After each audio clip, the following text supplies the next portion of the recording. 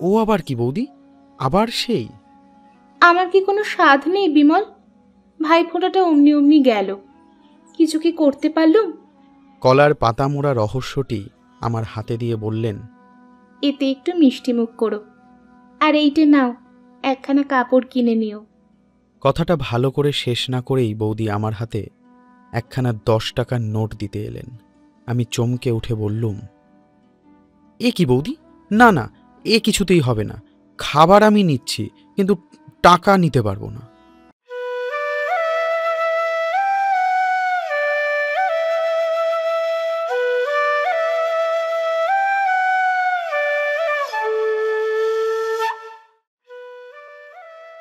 নমস্কার শ্রোতা বন্ধুরা, বাংলার গল্পগাথায় আপনাকে স্বাগত জানাই। রাখি বন্ধন উৎসবের পবিত্র দিনে আমাদের বিশেষ নিবেদন প্রখ্যাত সাহিত্যিক বিভূতিভূষণ বন্দ্যোপাধ্যায়ের লেখা গল্প উপেক্ষিতা। 1916 সালে প্রবাসী পত্রিকায় প্রকাশিত এই গল্প দিয়েই বাংলার সাহিত্য জগতে বিভূতিভূষণের প্রথম আত্মপ্রকাশ। রক্তের সম্পর্কের ঊর্ধ্বে গিয়ে ভাই বোনের অনন্য ভালোবাসার উদাহরণ এই গল্প। কথকের স্মৃতিচারণে লেখা এই গল্পে গ্রাম বাংলার প্রকৃতির বিবরণ আর গ্রামের সহজ সরল মেয়েলি মন মিলেমিশে গেছে। এই কাহিনীর মুখ্য ভূমিকায় কথক বিমল ও তার বৌদিদি। কাহিনীর শ্রুতিনাট্যরূপ দিয়েছেন উর্মি। গল্প পাঠে ও কথকের চরিত্রে আমি অর্ঘ্য। চলুন তাহলে শুরু করা যাক আমাদের আজকের গল্প।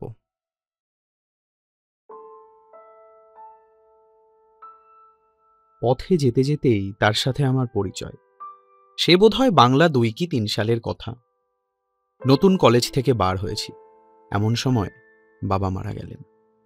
সংসারের অবস্থা ভালো ছিল না। স্কুল মাস্টারি নিয়ে গেলুম হুগলি জেলার একটা পাড়া গায়ে। গ্রামটির অবস্থা এক সময় খুব ভালো থাকলেও আমি যখন গেলুম তখন তার অবস্থা খুব শোচনীয়। খুব বড় গ্রাম, অনেকগুলি পাড়া। গ্রামের এক প্রান্ত থেকে আরেক প্রান্ত বোধহয় 1 ক্রোশেরও ওপর।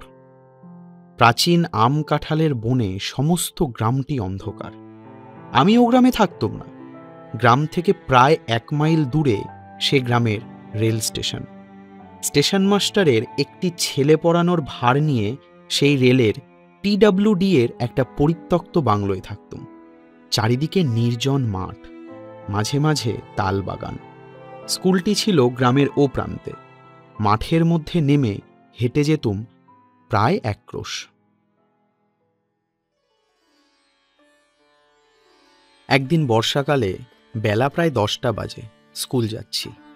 সোজা রাস্তা দিয়ে না গিয়ে একটু শীঘ্র যাবার জন্য পাড়ার ভেতর দিয়ে একটা রাস্তা নেমে গিয়েছে, সেইটে দিয়ে যাচ্ছি।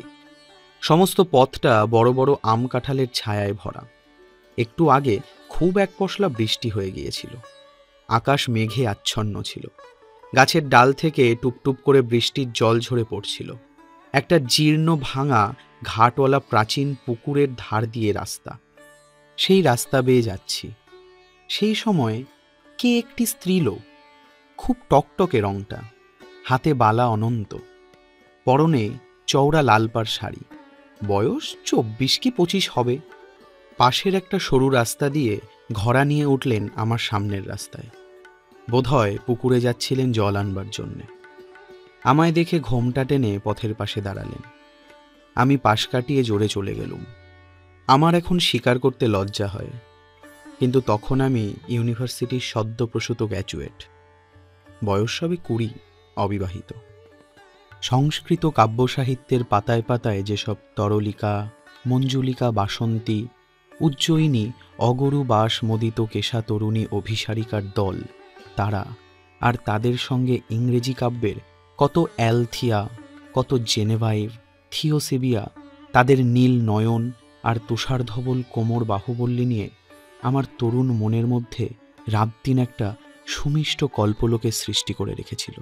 তাই সেদিন সেই সুশ্রী তরুণী রূপ, তার বালা অনন্ত পরা অনাবৃত হাত দুটির সুঠাম সৌন্দর্য, আর সকলের ওপর তার পরনের শাড়ি দ্বারা নির্দিষ্ট তার সমস্ত দেহের একটি মণিমাণিত্য সীমারেখা আমাকে মুগ্ধ এবং অভিভূত করে ফেললে।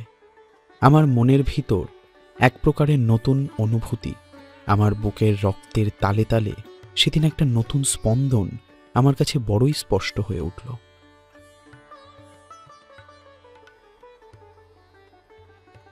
বিকেলবেলা রেল লাইনের ধারে গিয়ে চুপ করে বসে রইলুম। তালবাগানের মাথার ওপর সূর্য অস্ত যাচ্ছিল। বেগুনি রঙের মেঘগুলো দেখতে দেখতে ক্রমে ধূসর, পরেই আবার কালো হয়ে উঠতে লাগল।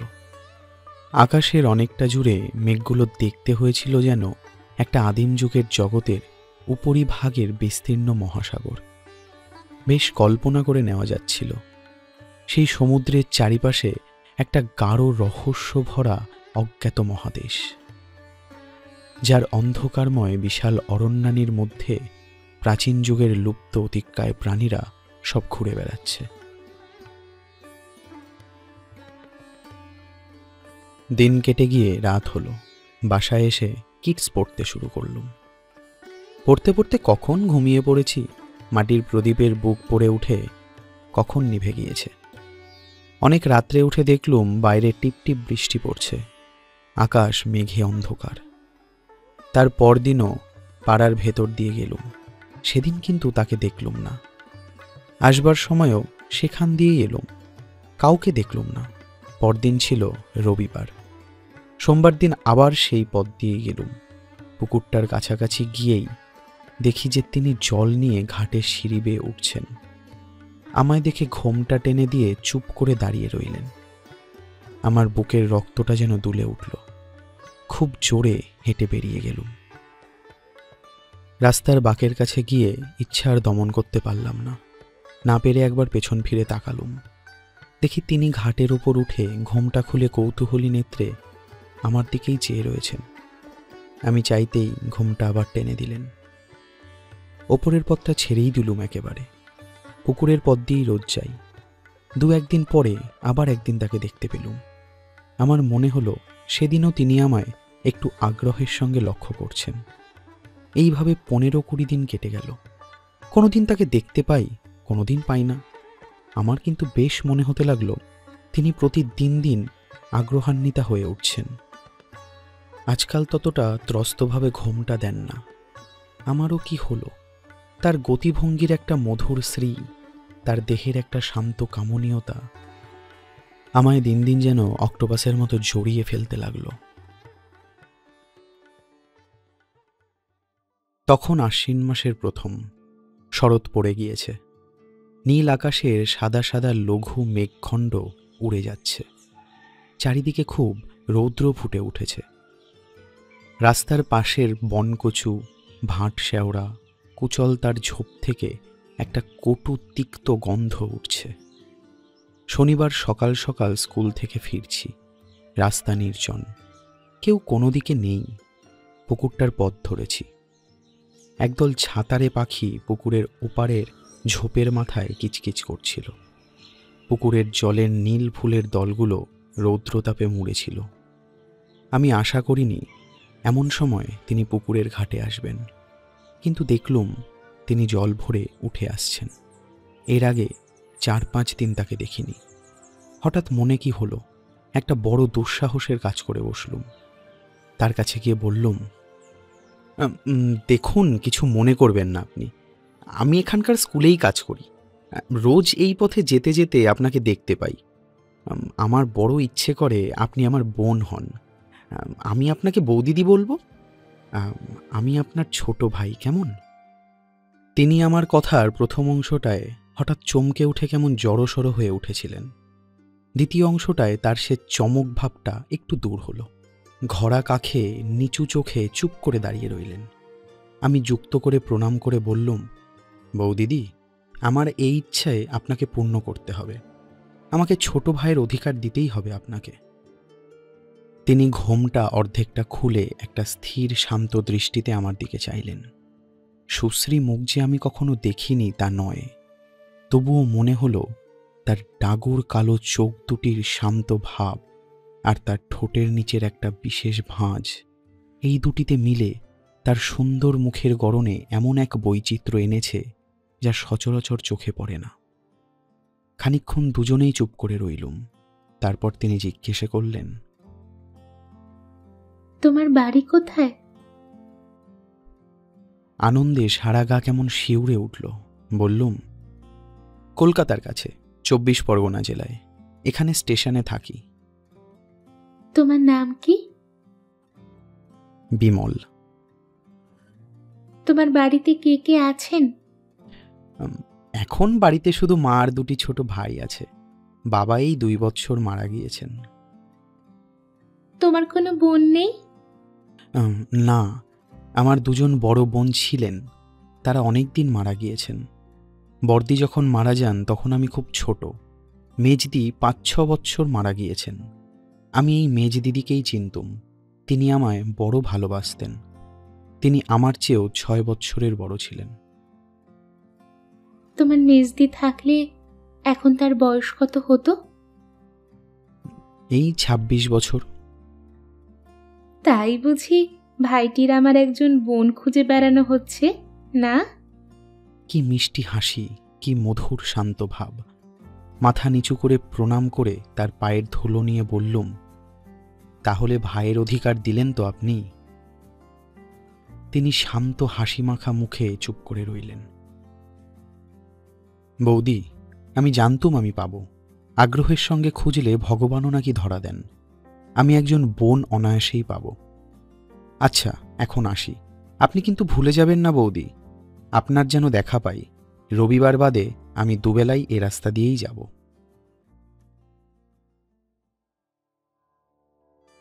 আমার মাঠের ধারে তালবাগানটার পাখিগুলো রোজই সকাল বিকাল ডাকে। একটা কি পাখি তার সুর খাত থেকে ধাপে ধাপে তুলে একেবারে পঞ্চমে চড়িয়ে আনে। মন যেদিন ভারী থাকে সেদিন সে সুরের উদাস মাধুর্য প্রাণের মধ্যে কোনো সাড়া দেয় না। আজ দেখলুম পাখিটার গানের সুরের স্তরে স্তরে হৃদয়টা কেমন লঘু থেকে লঘুতর হয়ে উঠছে।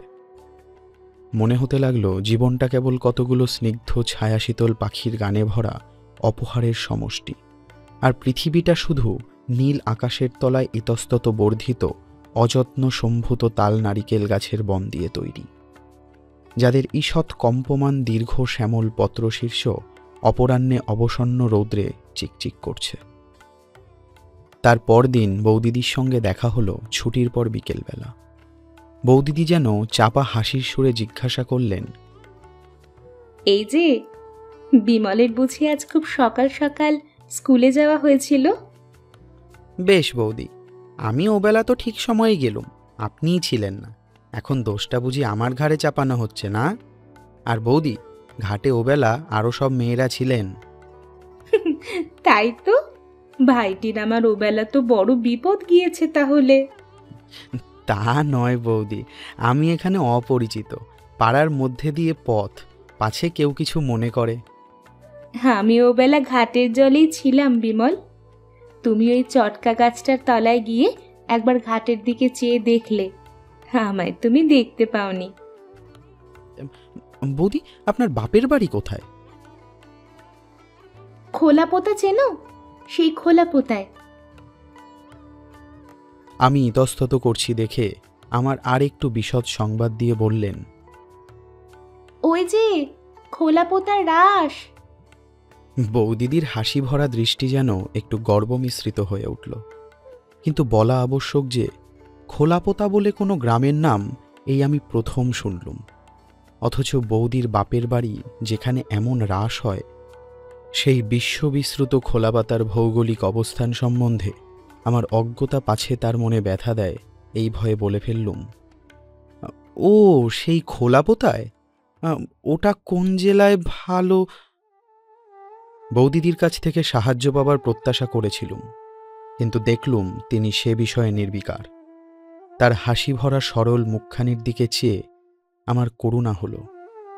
এ সমস্ত জটিল ভৌগোলিক তত্ত্বের মীমাংসা নিয়ে তাকে পীড়িত করতে আর আমার মন সরল না। বললুম, আচ্ছা বৌদি, আসি তাহলে। বৌদিদি তাড়াতাড়ি ঘোড়ার মুখ থেকে কলার পাতে মোড়া কি বার করলেন, সেইটে আমার হাতে দিয়ে বললেন, কাল চাপড়া ষষ্ঠীর জন্য ক্ষীরের পুতুল তৈরি করেছিলাম, আর গোটা কত কলার বড়া আছে, বাসায় গিয়ে খেও। 4-5 দিন জ্বর ভোগের পর একদিন পথ্য পেয়ে স্কুলে যাচ্ছি। বৌদিদির সঙ্গে দেখা। আমায় আসতে দেখে বৌদিদি উৎসুক দৃষ্টিতে অনেক দূর থেকে আমার দিকে চেয়েছিলেন। নিকটে যেতেই জিজ্ঞেস করলেন, এ কি বিমল, এমন মুখ শুকনো কেন? জ্বর হয়েছিল বৌদিদি। ও, তাই তুমি 4-5 দিন আসোনি বটে। আমি ভাবলাম বোধহয় কিসের ছুটি আছে। আহা, তাই তো, বড্ড রোগা হয়ে গিয়েছো যে বিমল। তার চোখের দৃষ্টিতে একটা সত্যিকারের ব্যথা মিশ্রিত স্নেহের আত্মপ্রকাশ বেশ বুঝতে পেরে মনের মধ্যে একটা নিবিড় আনন্দ পেলুম। হেসে বললুম, যে দেশ আপনাদের বৌদি, একবার অতিথি হলে আপ্যায়নের চোটে একেবারে অস্থির করে তুলবে। আচ্ছা বিমল, ওখানে তোমায় রেঁধে দেয় কে? কে আর রাঁধবে, আমি নিজেই। আচ্ছা বিমল, এক কাজ করো না কেন, কি বৌদি? মাকে এই পুজোর ছুটির পর নিয়ে এসো। এরকম ভাবে কি করে বিদেশে কাটবে বিমল? লক্ষ্মীটি, ছুটির পর মাকে অবশ্যই করে নিয়ে এসো। এই গাঁয়ের ভেতর অনেক বাড়ি পাওয়া যাবে, আমাদের পাড়াতেই আছে। না হলে অসুখ হলে কে একটু জল দেয়? আচ্ছা হ্যাঁ বিমল, আজ যে পথ্য করলে, কে রেঁধে দিলে? আমার হাসি পেল। বললুম, কে আবার দেবে বৌদি, নিজেই করলুম। তিনি আমার দিকে যেন কেমনভাবে খানিক্ষণ চেয়ে রইলেন। তার সেদিনকার সেই সহানুভূতি বিগলিত স্নেহমাখানো মাতৃসুখের জল ভরা কালো চোখ দুটি পরবর্তী জীবনে আমার অনেক দিন পর্যন্ত মনে ছিল। সেদিন স্কুল থেকে আসবার সময় দেখি বৌদিদি যেন আমার জন্যেই অপেক্ষা করছেন। আমায় দেখে কলার পাতায় মোড়া কি একটা আমার হাতে দিয়ে বললেন, শরীরটা একটু না সারলে রাত্রে গিয়ে রান্না সে পেরে উঠবে না বিমল। এই খাবার দিলাম, রাত্রে খেও। বোধহয় একটু আগেই তৈরি করে এনেছিলেন। আমি হাতে বেশ গরম পেলুম। বাসায় এসে কলার পাতা খুলে দেখি খানকতক রুটি, মোহনভোগ আর মাছের একটা ডালনা মতো। তার পরদিন ছুটির পর আসবার সময়ও দেখি বৌদিদি খাবার হাতে দাঁড়িয়ে রয়েছেন। আমার হাতে দিয়ে বললেন, বিমল, তুমি তোমার ওখানে দুধ নাও। কেন? তাহলে দুধও খানিকটা করে দেন বুঝি? সত্যি বলছি বৌদি, আপনি আমার জন্য অনর্থকে কষ্ট করবেন না, তাহলে আমি এ রাস্তায় কিন্তু আর আসব না। বৌদিদির গলা ভারী হয়ে গেল। আমার ডান হাতটা আস্তে আস্তে এসে ধরে ফেললেন। বললেন, লক্ষ্মী ভাই, ছি, ও কথা বলো না। আচ্ছা, আমি যদি তোমার মেজদিই হতাম, তাহলে এ কথা কি আজ আমায় বলতে পারতে? আমার মাথার দিব্যি রইল, এ পথে রোজ যেতেই হবে। সেই দিন থেকেই বৌদিদি রোজ রাতের খাবার দেওয়া শুরু করলেন। 7-8 দিন পরে রুটির বদলে কোনোদিন লুচি, কোনোদিন পরোটা দেখা দিতে লাগল। তার সে আগ্রহ ভরা মুখের দিকে চেয়ে আমি তার সেসব স্নেহের দান ঠিক অস্বীকারও করতে পারতুম না, অথচ এই ভেবে অস্বস্তি বোধ করতুম যে আমার এই নিত্য খাবার জোগাতে না জানি বৌদিদিকে কত অসুবিধা পোহাতে হচ্ছে। তারপরই আশ্বিন মাসের শেষে পুজোর ছুটি এসে পড়াতে আমি নিষ্কৃতি পেলুম।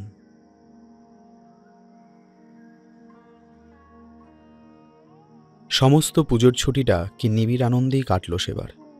আমার আকাশ বাতাস যেন রাত দিন আফিমের রঙিন ধুমে আচ্ছন্ন থাকত। ভোরবেলা উঠোনের শিউলি গাছের সাদা ফুল বেছানো তলাটা দেখলে হেমন্তরাত্রির শিশিরে ভেজা ঘাসগুলোর গা যেমন শিউরে আছে, ওই রকম আমার গা শিউরে উঠত। কার ওপর আমার জীবনের সমস্ত ভার অসীম নির্ভরতার সঙ্গে চাপিয়ে দিয়ে আমার মন যেন শরতের জলভরা নামানো হালকা মেঘের মতো একটা সীমাহারা হাওয়ার রাজ্যে ভেসে বেড়াতে লাগল। ছুটি ফুরিয়ে গেল। প্রথম স্কুল খোলার দিন পথে তাকে দেখলুম না। বিকালে যখন ফিরি তখন শীতল হাওয়া একটু একটু দিচ্ছে।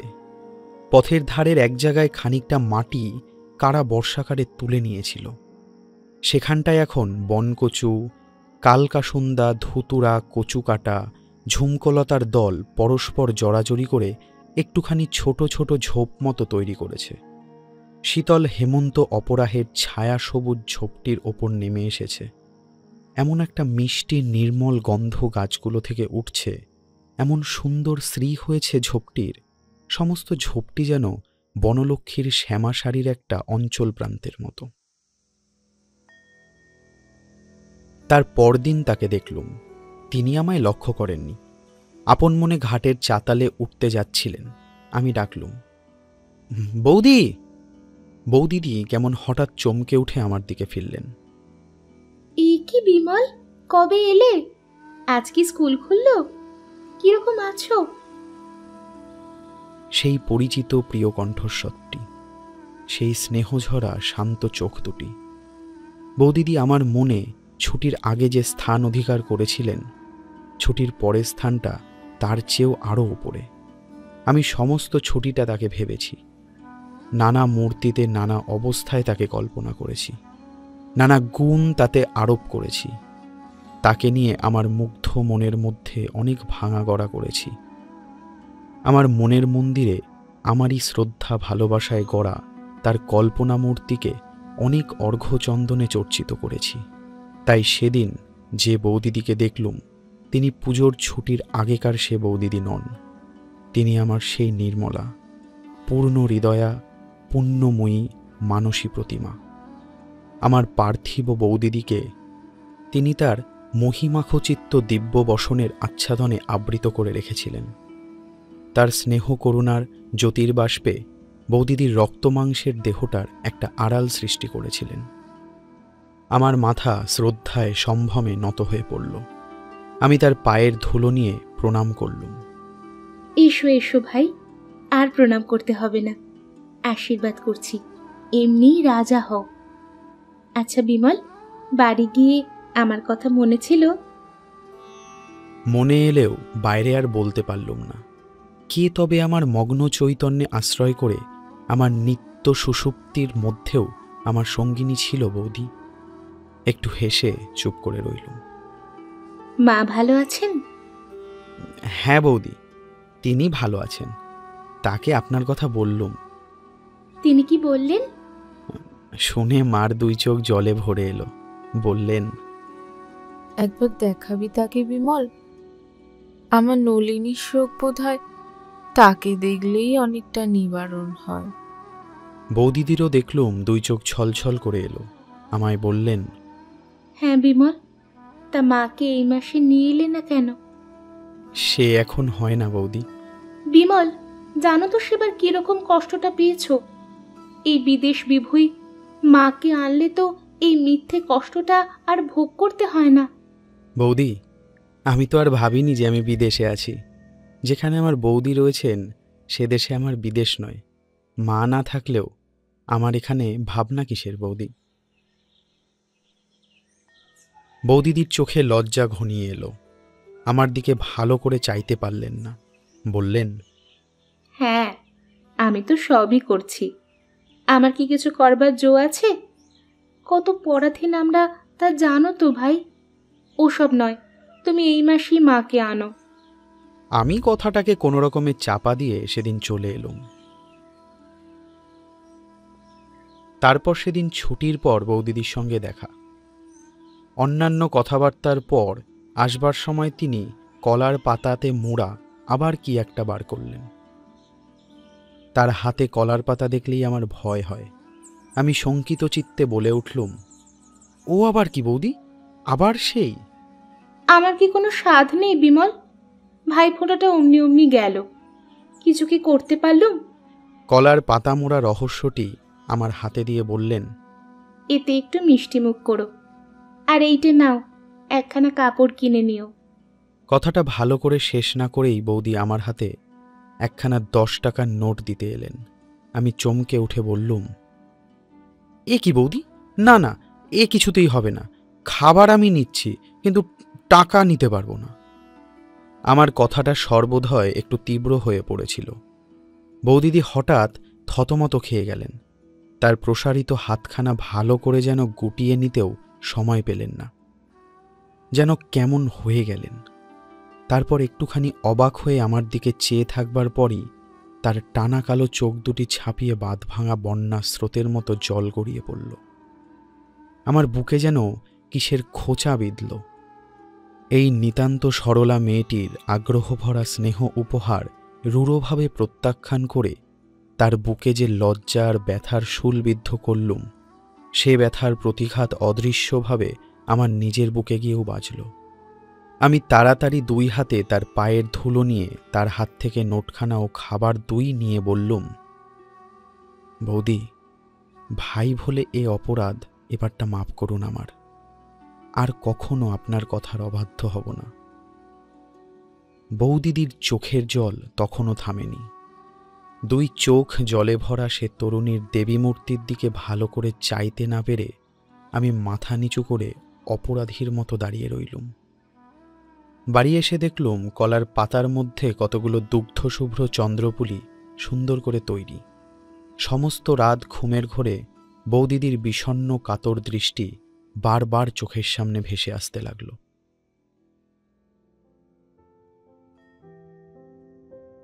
মাসখানেক কেটে গেল। প্রায়ই বৌদিদির সঙ্গে দেখা হতো। এখন আমরা ভাই বোনের মতো হয়ে উঠেছিলুম। সেই রকমই পরস্পরকে ভাবতুম। একদিন আসছি, ফ্লানেল শার্টের একটা বোতাম আমার ছিল না। বৌদিদি জিজ্ঞেস করলেন, এ কি, বোতাম কোথায় গেল? সে কোথায় গিয়েছে বৌদি, বোতাম পরাতে জানি নে, কাজেই এই অবস্থা। তার পরদিন দেখলুম তিনি সুতো বোতাম সমেতই এসেছেন। আমি বললুম, বৌদি, এটা ঘাটের পথ। আপনি বোতাম পরাতে পরাতে কেউ যদি দেখে তো কি মনে করবে? আপনি বরং ছুঁচটা আমায় দিন, আমি বাড়ি গিয়ে চেষ্টা করব। তুমি চেষ্টা করে যা করবে তা আমি জানি। নাও, সরে এসো এদিকে। বাধ্য হয়ে সরেই গেলুম। তিনি বেশ নিশ্চিন্তভাবে বোতাম পরাতে লাগলেন। ভয়টা দেখলুম তার চেয়ে আমারই হলো বেশি।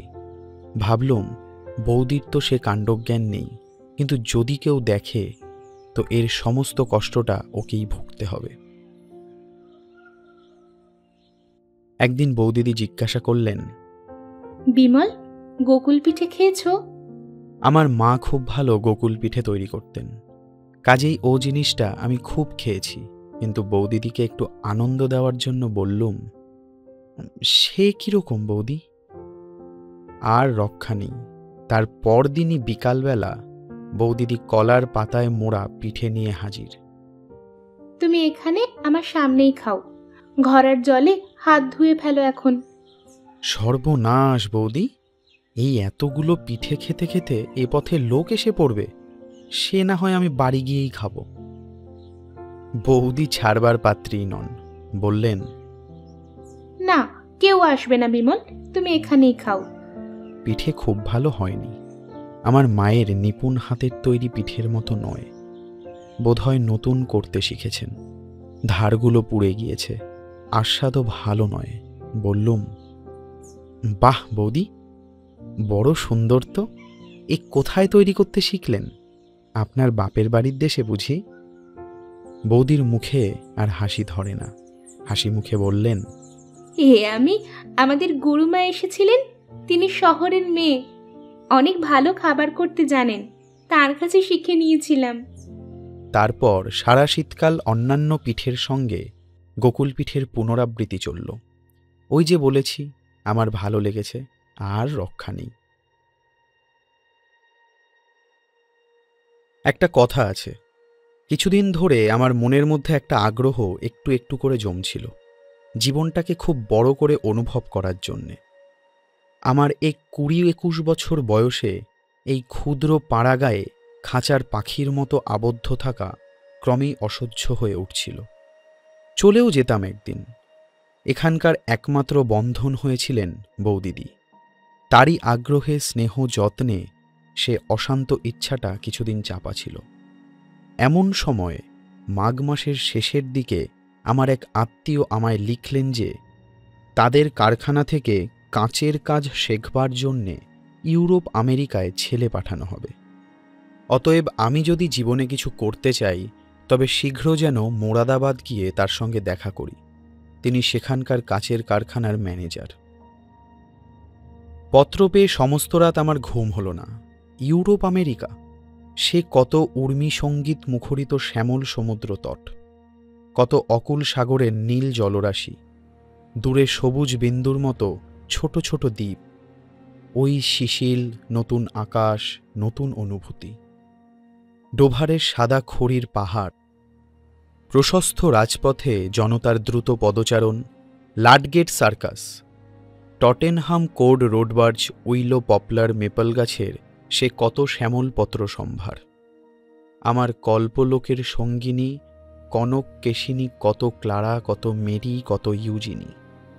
পরদিন সকালে পত্র লিখলুম, আমি খুব শীঘ্রই রওনা হব। স্কুলে সেদিনই নোটিশ দিলুম, 15 দিন পরে কাজ ছেড়ে দেব। মন বড় ভালো ছিল না। ওপরের পথটা দিয়ে কয়েকদিন গেলুম। 10-12 দিন পরে নিচের পথটা দিয়ে যেতে যেতে একদিন বৌদিদির সঙ্গে দেখা। বৌদিদি একটু অভিমান প্রকাশ করলেন। বিমল বড় গুণের ভাই তো, আর 4-5 দিনের মধ্যে বোনটা বাঁচলো কি মলো তা খোঁজ করলে না? বৌদিদি, করলে সেটাই অস্বাভাবিক হতো। বোনেরাই ভাইদের জন্যে কেঁদে মরে, ভাইদের দায় পড়েছে বোনেদের ভাবনা ভাবতে। দুনিয়া শুদ্ধ ভাই বোনেরই এই অবস্থা। বৌদিদি খিলখিল করে হেসে উঠলেন। এই তরুণীর হাসিটি বালিকার মতো এমন মিষ্ট নির্মল যে এ শুধু লক্ষ্মী পূর্ণিমার রাতের জ্যোৎস্নার মতো উপভোগ করবার জিনিস, বর্ণনা করবার নয়। বললেন, তা জানি জানি জানি, নাও আর গুমর করতে হবে না। সে গুণ যে তোমাদের আছে তাকে আমরা ভেতরে ভেতরে বুঝি না, কিন্তু বুঝে কি করব, উপায় নাই। হ্যাঁ, তো সত্যি সত্যি মাকে কবে আনছো? আমার কাজ ছেড়ে দেওয়ার কথা আমি বৌদিদিকে কিছুই বলিনি। সে কথা বললে যে তিনি মনে অত্যন্ত আঘাত পাবেন এ আমি বুঝতে পেরেছিলুম। একবার ভাবলুম সেই তো জানাতেই হবে, একদিন বলে ফেলি। কিন্তু অমন সরল হাসি ভরা মুখ, অমন নিশ্চিন্ত শান্তির ভাব, বলতে বড় বাধল। মনে মনে বললুম, তোমরা কেবল বুঝি স্নেহ ঢেলে দিতেই জানো। আমাদের স্নেহপাত্রদের বিদায়ের বাজনা যে বেজে উঠেছে এ সম্বন্ধে এরকম অজ্ঞান কেন? জিজ্ঞাসা করলুম, বৌদি একটা কথা বলি, আপনি আমায় এই অল্প দিনে এত ভালোবাসলেন কি করে? আচ্ছা, আপনারা কি ভালোবাসার পাত্রপাত্রীও দেখেন না? আমি কে বৌদি যে আমার জন্য এত করেন? বৌদিদির মুখ গম্ভীর হয়ে এলো। তার এই এক বড় আশ্চর্য ছিল। মুখ গম্ভীর হলে প্রায়ই চোখে জল আসবে। জল কেটে গেলে তো আবার হাসি ফুটবে, শরতের আকাশে রোদ বৃষ্টির খেলার মতো। বললেন, এতদিন তোমায় বলিনি বিমল, আজ 5 বছর হলো আমারও ছোট ভাই আমার মায়া কাটিয়ে চলে গিয়েছে। তারও নাম ছিল বিমল। থাকলে সে তোমারই মতো হতো এতদিন, আর তোমারই মতো দেখতে। তুমি যেদিন প্রথমে রাস্তা দিয়ে যাও, তোমায় দেখেই আমার মনের মধ্যে সমুদ্র উথলে উঠল। সেদিন বাড়ি গিয়ে আপন মনে কত কেঁদেছিলাম। তুমি এখান দিয়ে যেতে, রোজ তোমাকে দেখতাম। যেদিন তুমি আপনা হতেই দিদি বলে ডাকলে, সেদিন থেকে আজ পর্যন্ত যে কি সুখে আছি তা বলতে পারিনি। তোমায় যত্ন করে তুমি যে বড় বোনের মতো ভালোবাসো, তাতে আমি বিমলের শোক অনেকটা ভুলেছি। ওই এক ভাই ছিল আমার, তুলসীতলায় রোজ সন্ধ্যাবেলা কত প্রণাম করি, বলি, ঠাকুর, এক বিমলকে তো পায়ে টেনে নিয়েছ, আরেক বিমলকে যদি দিলে তো এর মঙ্গল করো, একে আমার কাছে রাখো। চোখের জলে বৌদিদির গলা আড়ষ্ট হয়ে গেল। কিছু বললাম না, বলবো কি? একটু পরে বৌদিদি নিজেকে একটু সামলে নিয়ে জল ভরা চোখ দুটি তুলে আমার মুখের দিকে চাইলেন। কি সুন্দর তাকে দেখাচ্ছিল। কালো চোখ দুটি ছলছল করছে, টানা ভুরু যেন আরও নেমে আসছে, চিবুকের ভাঁজটি আরও পরিস্ফুট, যেন কোনো নিপুণ প্রতিমাকার সরু বাঁশের চেঁচারি দিয়ে কেটে তৈরি করেছে। পথের পাশেই প্রথম ফাল্গুনের মুগ্ধ আকাশের তলায় আকর ফুলের একটা ঝোপে কাঁটাওয়ালা ডালগুলিতে থলো থলো সাদা ফুল ফুটেছিল। মনের ফাঁকে ফাঁকে নেশা জমিয়ে আনে, এমনই তার মিষ্টি গন্ধ। দুজনে অনেকক্ষণ কথা বলতে পারলুম না। খানিক পরে বৌদিদি বললেন, সেই জন্যই বলছি ভাই, মাকে আনো। আমাদের পাড়ায় চৌধুরীদের বাড়িটা পড়ে আছে, ওরা এখানে থাকে না। খুব ভালো বাড়ি, কোনো অসুবিধা হবে না। তুমি মাকে নিয়ে এসো, ওখানেই থাকো। সে তাদের পত্র লিখলেই তারা রাজি হবেন। বাড়ি তো এমনি পড়ে আছে। তোমার বোন পরাধীন, কিছু করবার তো ক্ষমতা নেই। তোমার সঙ্গে এসব দেখাশোনা, এসব লুকিয়ে বাড়ির কেউ জানে না। তুমি দুবেলা ঘাটের পথ দিয়ে যেও, দেখেই আমি শান্তি পাবো ভাই। মাকে এ মাসে আনো। কেমন করে তা হবে? একটু চুপ করে থেকে জিজ্ঞাসা করলুম, বৌদি, আমি এখানে থাকলে কি আপনি খুব সুখী হন? কি বলবো বিমল, মাকে আনলে তোমার কষ্টটাও কম হয়, তা বুঝেও আমার সুখ। আর বেশ দুটি ভাই বোন এক জায়গায় থাকবো, 12 মাস দুবেলা দেখা হবে। কি বলো? ভাই যদি কোনো গুরুতর অপরাধ করে আপনার কাছে, তাকে ক্ষমা করতে পারবেন? শোনো কথার ভঙ্গি ভাইটির আমার কাছে তোমার আবার অপরাধটা কিসের শুনি? আমি জোর করে বললুম, না বৌদি, ধরুন যদি করি তাহলে? না না, তা হলেও না। ছোট ভাইটির কোনো কিছুতেই অপরাধ নেই আমার কাছে। আমি যে বড় বোন। চোখে জল এসে পড়ল। আড়ষ্ট গলায় বললুম, ঠিক বৌদি, ঠিক।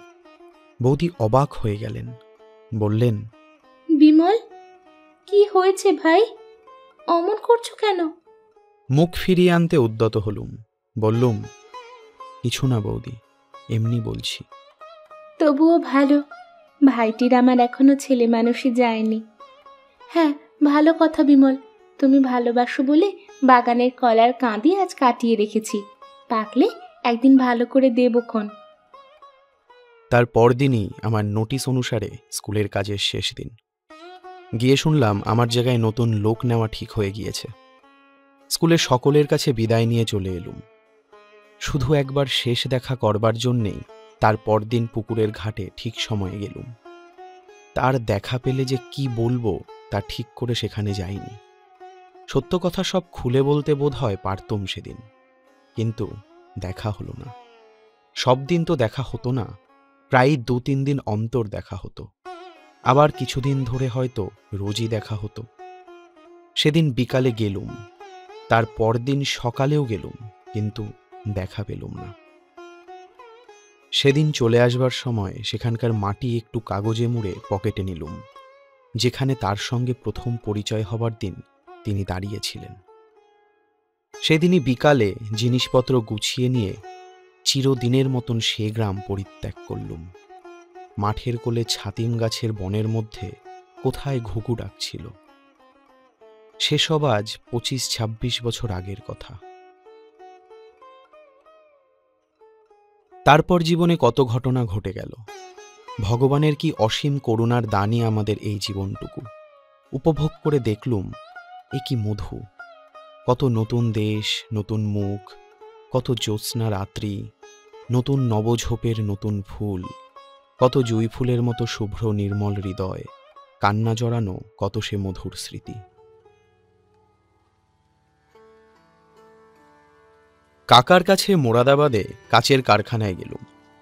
বছরখানেক পরে তারা আমায় পাঠিয়ে দিলেন জার্মানিতে কাঁচের কাজ শিখতে। তারপর কোলিওতে গেলুম, কাটা বেলোয়ারি কাচের কারখানার কাজ শেখবার জন্যে। কোলিওতে অনেক দিন রইলুম। সেখানে থাকতে একজন আমেরিকান যুবকের সঙ্গে খুব বন্ধুত্ব হল। তিনি ইলিয়ান বিশ্ববিদ্যালয়ের গ্র্যাজুয়েট।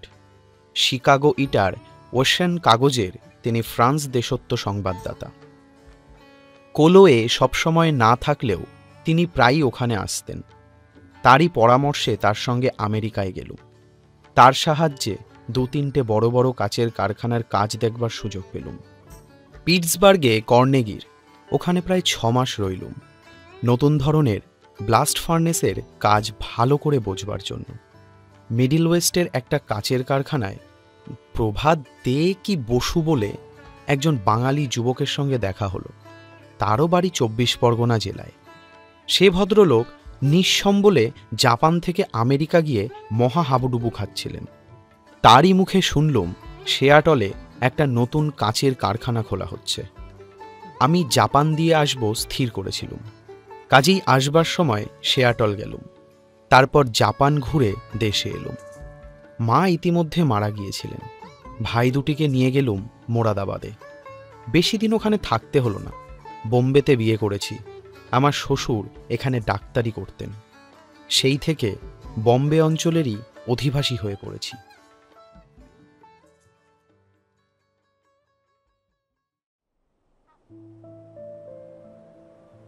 বহুদিন বাংলাদেশে যাইনি, প্রায় 16-17 বছর হলো। বাংলাদেশের জলমাটি গাছপালার জন্যে মনটা তৃষিত হয়ে আছে। তাই আজ সন্ধ্যার সময় সমুদ্রের ধারে বসে আমার সবুজ শাড়ি পরা বাংলা মায়ের কথাই ভাবছিল। রাজাবাই টাওয়ারের মাথার ওপর এখনও একটু একটু রোদ আছে।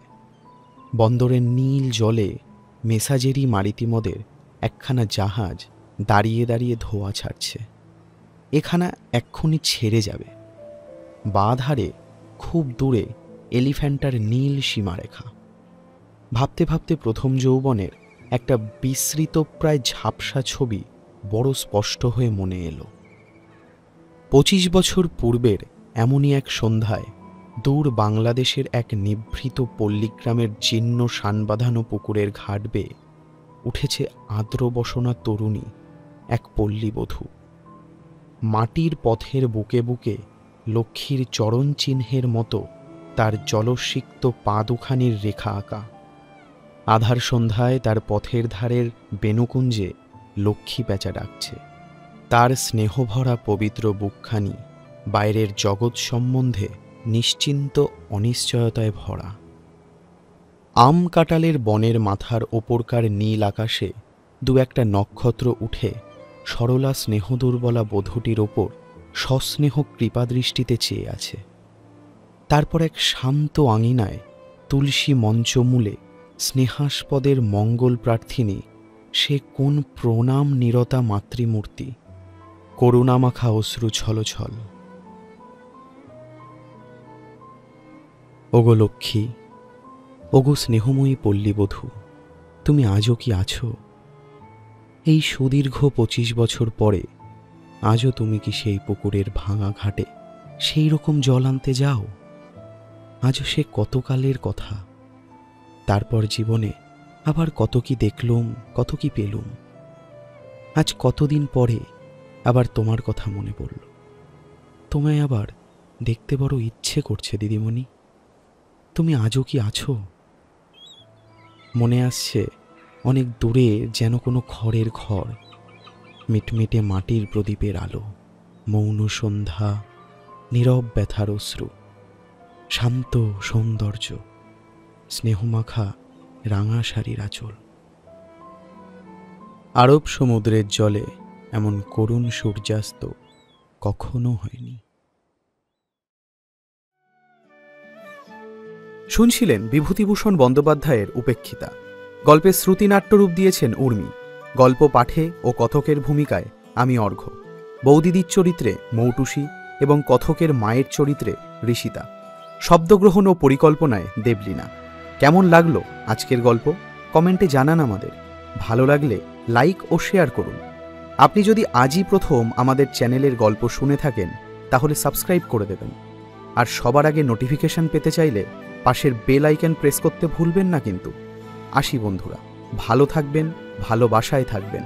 আবার আসব বাংলা সাহিত্যের অন্য কোনো ক্লাসিক্স নিয়ে।